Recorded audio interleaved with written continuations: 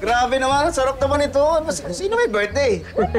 Hindi kasi ang ganda ng panahon. Kaya naisip kong gayahin yung doon sa resort sa Batangas. Oo nga na yun, namimiss ko na yung bakasyon natin eh.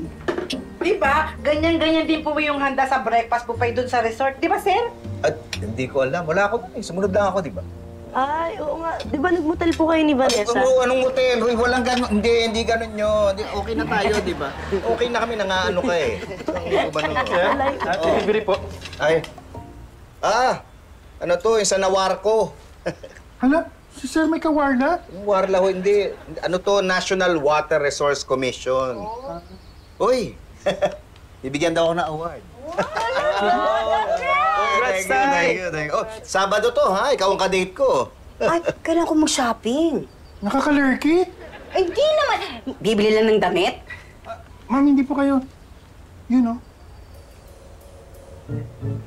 Uy, nangyari sa anak mo? Ewan ko, anak mo rin yan, no? May naikwento ba sa'yo? Wala naman po. Huwag niyong papansinin yung suot, ha? Opo.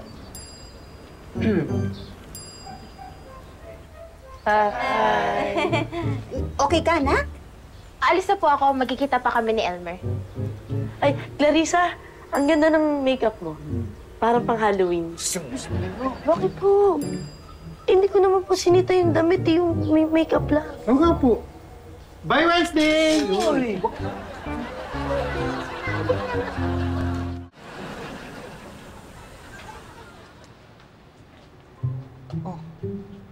Ba't ganyan?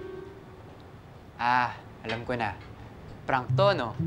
Anong prank? Hindi, ah. Hindi. Nanibago lang ako sa'yo. Yung outfit mo kasi.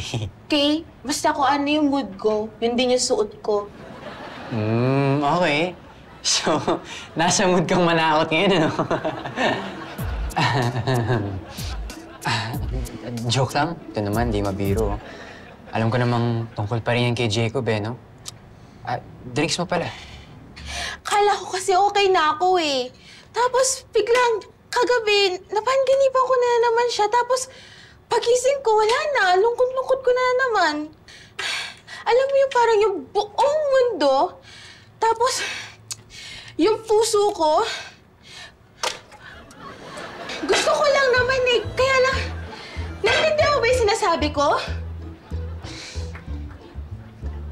Oo. Ayan. Uy, may naikwento ba sa inyo si Clarissa kung ba't ganun ang ayos niya? Ay, meron nga po. Ano raw? Nag-bis po siya, tapos nag-ayos siya. Kaya ganun po kung itsura niya kanina. Oo nga. Obvious naman, di ba? Oo. Alam niyo kayong dalawa, obvious na uminit ang ulo sa inyo ni Ma'am eh. Ang mabuti pa, ay yung mga karton na yan, oh, ilabas sa labas. Buti pa nga, sumisikip na rito eh. Sige na. Eh, Ma'am, para namang hindi nakakasya tong mga bagong bili niya eh. Oh, di ba? Hindi ba? Naku, dapat magkasya. Marami pang paparating eh. O, sige. Yung iba, iakyat niyo muna sa atin. Okay, Ma'am. Puno na po doon. Nandun po yung mga binili niyong panglalagyan ng sapatos sa kabag. Ay, o sige. Pagkakahon niyo, dalhin niyo sa kotse. Ako na bahala.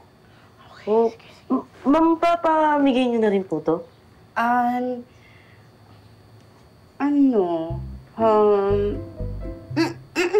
Pamimigay ko sa mga... Pati po to?